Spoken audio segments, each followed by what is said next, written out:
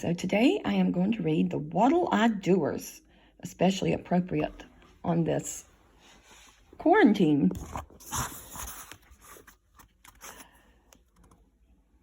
This was Saturday and the morning of the hike to the big rock. Lee woke up very early, ran into Mimi's room, and jerked back the covers. "Hey, Mimi," he said in a hoarse, excited whisper. "Get up quick. This is the day we go to Big Rock to have the picnic." Mimi turned over and opened her eyes. She said, "We can't go to the rock today because it's raining." "Oh, it is not," said Lee, running to the window. "'Tis too," said Mimi. "I woke up in the night and heard it. I was so mad I cried." Lee pulled up the shade, and sure enough, a hard spring rain was streaming down the window, pelting the bedraggled tulips and bouncing on the roof like popcorn. Lee was almost 11, but he felt like crying too, because he had been counting on that hike for weeks. So had all the other children. Mrs. Piggle Wiggle was going to take them all to the big rock, and they were going to walk behind the waterfall, come up on the rock, and take turns looking through Mrs. Piggle Wiggle's very powerful spyglass, build a big bonfire, and roast potatoes and weenies. They had planned to leave at 6:30 this very morning. "Oh, how I hate rain," said Lee, pounding on the window seat. "I'd just like to go out and kick it." Mimi pulled the covers up around her chin. "I don't think I'll get up at all," she said. "It'll just be another rainy Saturday with nothing to do." She closed her eyes, so Lee shuffled disconsolately back to his room and got back into bed. He lay and stared at the ceiling and listened to the pitter-patter of the rain on the porch, and hated everything and everybody in the whole world. When his mother finally called him to breakfast, he came downstairs, scowling and hitting at the furniture with his belt. "Put on your belt, Lee dear," said his mother, "and stop snapping it at things. That buckle might scratch something." Lee said, "Gosh, I hate rain. Why does it always have to rain on Saturday? Why does it, huh, Mom?" Mrs. Wharton said, "It does seem very unfair. I know, to have nice weather all week long and rain on Saturday. But you'll just have to learn to take the bad with the good. Where's Mimi?" "Oh, she's not getting up," said Lee, picking at his egg and still scowling. Mr. Wharton said, "As long as it's raining and you can't go on your hike, this would be a good time to clean the basement." "Oh, Daddy," wailed Lee, "what a horrible idea." "Not at all," said Mr. Wharton. "You must learn to make the best of things in this world, and the best possible thing you can make of this rainy Saturday is a good job on the basement. Something attempted, something done, has earned a night's repose. Now run upstairs and arouse your lazy sister." "Now, boy dear," said Mrs. Wharton, when Lee had left, "let's not overdo things. Remember, this rainy day is a dreadful disappointment to the children, and I hardly think that cleaning the basement, which is really your job, is any compensation for their disappointment." Mr. Wharton said, "The trouble with all children today is that they are spoiled. Now, when I was a boy, if I got an easy job, such as cleaning the basement, I thought I was most fortunate. The cool, dark basement seemed very pleasant to a boy who had spent hours and hours and hours hoeing cabbages in the red-hot sun." Mrs. Wharton said, "Your mother told me that from the time you were 7 years old, your winters were spent in boarding school and your summers in the San Juan Islands, swimming, fishing, and playing on the beach. Just when did you do all this grubbing around in a musty cellar and hoeing of cabbages in the red-hot sun?" "I spent one summer on my grandfather's farm," said Mr. Wharton stiffly, getting up from the table, "and I was only 11 years old. and I worked very hard and enjoyed it. Modern children are all spoiled.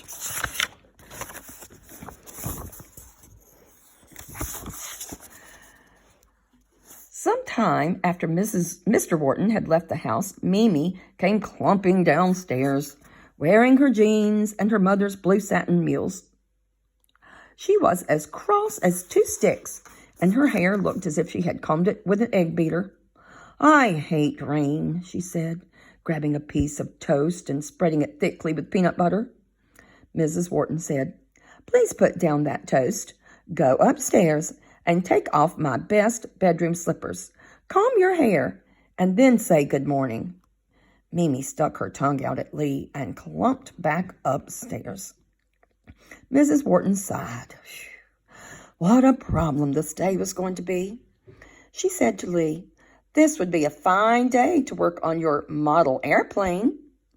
Lee said, "I don't wanna." Mrs. Wharton said, "What about fixing the chain on your bicycle?" Lee said, "I don't wanna." Then Mimi came back in her own shoes and combed a little, said good morning not too sweetly, and began eating her toast and peanut butter. Mrs. Wharton went out to the kitchen. Lee followed her. He leaned against the drain board of the sink and said, "I hate rain. What'll I do?" His mother suggested everything she could think of, but he didn't want to do anything but lean against things and say, "What'll I do?" Pretty soon Mimi came out and leaned against Lee and said, "What'll I do?" She didn't want to make doll clothes. She didn't want to paint. She didn't want to play games. And most of all, she didn't want to wash the breakfast dishes. Mrs. Wharton got so desperate, she was just about to send Mimi up to clean the attic and Lee down to clean the basement when the telephone rang. It was Mrs. Piggle Wiggle, and she wanted both Mimi and Lee to come over to her house right away. She had something very important to tell them, and could they stay for lunch and dinner? Mrs. Wharton said they certainly could. In fact, she would just as leave not see them again until the rain stopped. Mrs. Piggle Wiggle laughed and said that every mother in the neighborhood felt the same way. So Mimi and Lee put on their raincoats and galoshes and started for Mrs. Piggle Wiggle's house. The rain blew in their faces, ran down the gutters in rivers, and went glurk, glurk down the drains. In front of the Burbanks, the street drain had gotten clogged with leaves, and the whole street was flooded. Mimi and Lee took sticks and poked until they found the grating. Then with their hands, they scraped away the leaves, and pretty soon the water started gurgling down the drain. The children watched it for a while, then glop, it stopped. Mimi reached down and felt around. Something was stuck in the drain. She jerked and finally pulled up a large black silk scarf. It was wet and torn, and she was just about to throw it away when she noticed something tied in one corner of it.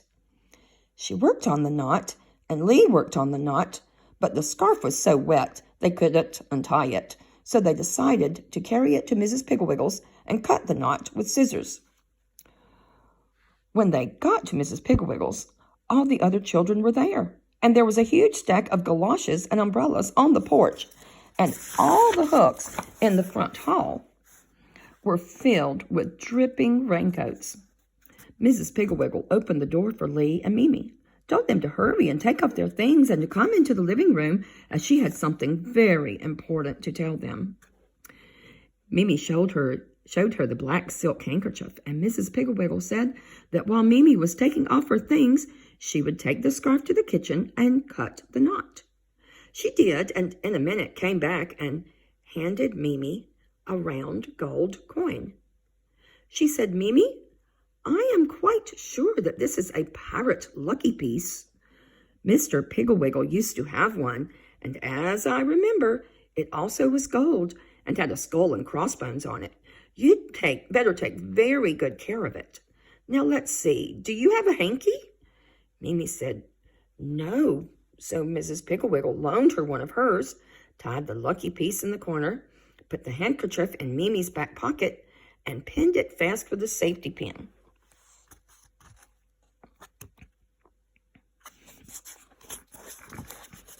Now, said Mrs. Piggle Wiggle, we'll just go in the living room with the rest of the children, and perhaps later on today, we'll be able to test and see if that really is a pirate's lucky piece. That certainly looked like a pirate's black silk handkerchief. I hung it up to dry in the kitchen, and after a while, you can iron it. Sitting around on the floor in the living room were Mary Lou Robertson, Kitty Wheeling, Kitty's little brother Bobby, Bobby's friend Dickie, Hubert Prentice, Ermintrude Baggs, Gregory Moorhead, Susan Grapple, Molly O'Toole, Chucky Keystop, Dick Thompson, Patsy, Prunella Brown, Paraphernalia Grotto, Cormorant Broomrack, Bobby, Larry, and Susan Gray, Catherine and Wilfred Grassfather, Worthington and Guinevere Gardenfield. Goodness, all those people. Oh, there's more. Alan Witherell Crinkminer, Pergola Wingaproggle, Anne and Joan Russell, Jasper and Myrtle Quittrick, Sharon Rogers, Julie, Linda, Jan and Jody Jones, Wendy and Timmy Hamilton, Christopher Brown, Darcy Bard and Allison Burbank, Armand Armadillo, Pamela Percy and Potter Penzel, Mimi Wharton, Dickie Williams, Marilyn Matson, Benji, Stevie and Sally Franklin, Terry, and Teresa Teagle. Everyone was drinking tea and eating cookies and being surly and quarrelsome in a damp, rainy Saturday sort of way.